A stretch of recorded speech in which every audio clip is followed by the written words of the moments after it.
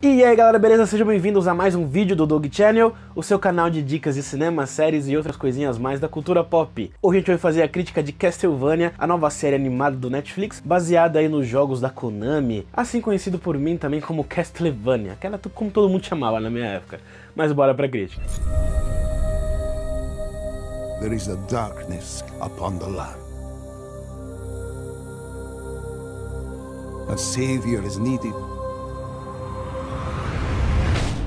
Who are you?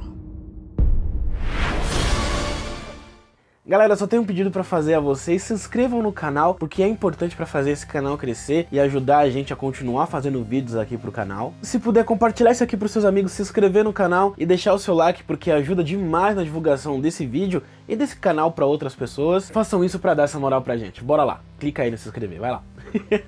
Estamos falando aqui de um anime Rated R, ou seja, aquela classificação para maiores de 18 anos, maiores de idade na verdade, nos Estados Unidos. Já no Brasil, essa classificação tende a cair de 18, 21 para 16. E aqui no Brasil, vou te falar, viu, eles pegaram leve, porque não é um anime com cenas muito boazinhas não, cara. Existem muito sangue, existe muito palavrão, é muito gore, e eu vou chegar lá. Vou explicar pra vocês porque é tão pesado assim e porque eu acho que merecia uma censura até maior no Brasil. Não que eu ache que os adolescentes de 16 anos são crianças, né, mas são cenas pesadas.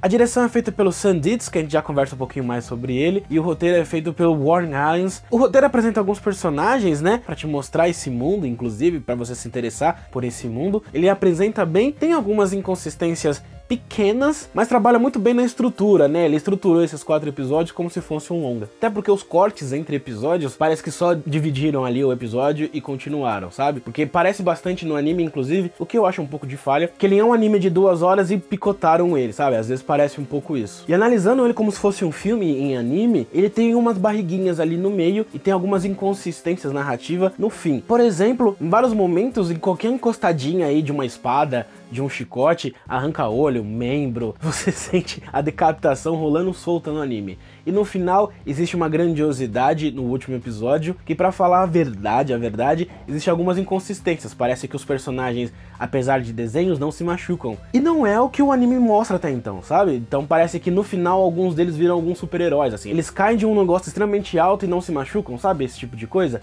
É uma inconsistência narrativa com o que vinha sendo apresentado desde então. Mas isso não tira o mérito do anime. Ele é muito interessante, você consegue ali observar uma linha muito boa no primeiro episódio, que pra mim é um dos melhores, e você tem uma construção legal de um segundo protagonista, ou terceiro, que aparece ali no segundo episódio. No terceiro ele se desenvolve um pouco mais, e no quarto a gente é apresentado a outro personagem. Essa crítica aqui é com spoilers, então se você não assistiu aos 4 episódios, sim, infelizmente são só 4 episódios, vá lá, assista, é rapidinho, depois volto aqui e vejo o que eu achei.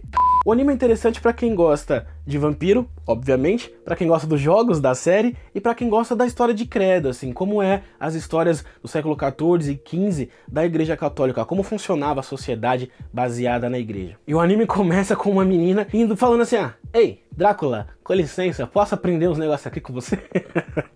As ideias, mano. E o Drácula, muito gentil, muito gente boa, se apaixona ali pelaquela menina e fala assim: ah, beleza, você me parece interessante, vou aqui deixar você ficar no meu castelo. E depois de 20 anos na sua cidadezinha, fazendo medicina, ajudando o povo da redondeza, era acusado de bruxaria e queimada pela igreja.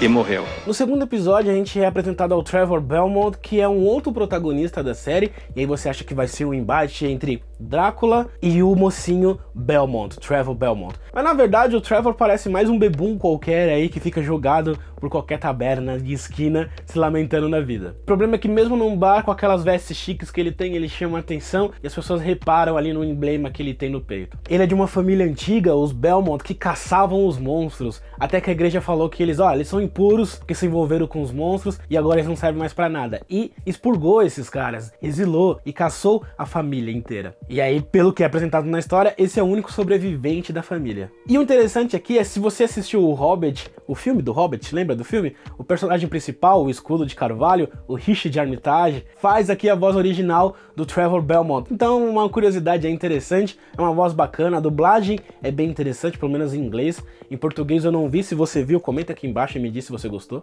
E nesse anime tem de tudo, tem o Drácula Empalador, né, que é uma das histórias que ronda o Drácula, que ele empalava os seus inimigos, que é uma coisa horrível. Se você não sabe o que é empalar, eu não vou contar no vídeo aqui, porque eu não quero ser banido do YouTube.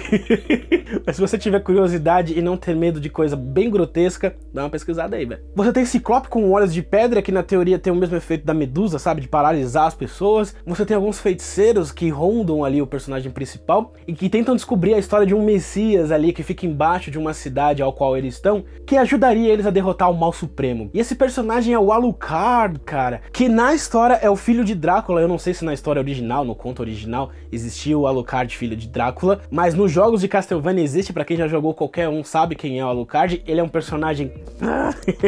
ele é um personagem muito bacana, porque ele é um vampiro que tem que derrotar outras coisas de vampiro, sabe? Então, isso é legal. E a cena no qual ele aparece é muito boa, cara. O desenho é muito bem feito. Você não sabe se ele é um inimigo, se ele é um aliado, e tem uma reviravolta que eu já esperava no final ali, ao qual reúne esses três personagens, uma feiticeira, um caçador de vampiros e um vampiro para derrotar o Conde Drácula.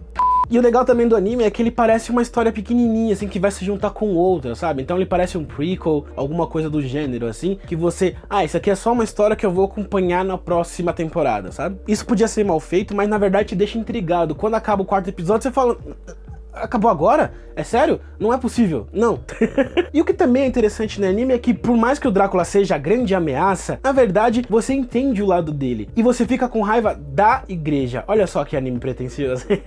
Mas que faz muito sentido, né? Porque existia essa caçada às bruxas, e muitas vezes essas pessoas podiam ser inocentes, só eram acusadas de bruxaria, e por isso eram levadas à fogueira. Em alguns momentos, quando o anime tá no seu momento maior de ação, assim, ele perde um pouco da qualidade do desenho, do traço. O traço fica meio estranho, sabe? E tem umas paradas também, tipo, tem uma hora que eles são presos numa parede de gelo, e aí tem uns personagens que são tipo uns morcegão gigantes, assim, que na teoria eles podem voar, e eles ficam encurralados num corredor de gelo, assim, sabe? Não faz muito sentido, é só eles...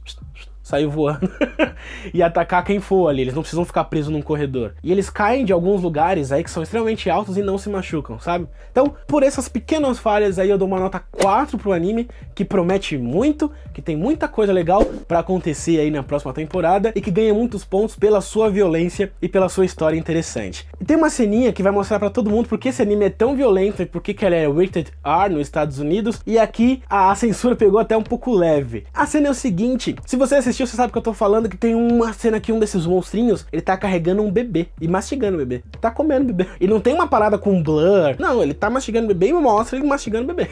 Então, e várias outras cenas que as pessoas perdem membros, olhos, são cortadas ao meio, arrancadas cabeças, que deixam você aí de queixo caído e falar, caramba, isso realmente é violento. Então é por essas e outras que eu gostei do anime. Me diz aí embaixo se você gostou, eu espero que sim, deixa o like no vídeo se você quiser dar uma olhadinha nos meus outros vídeos também.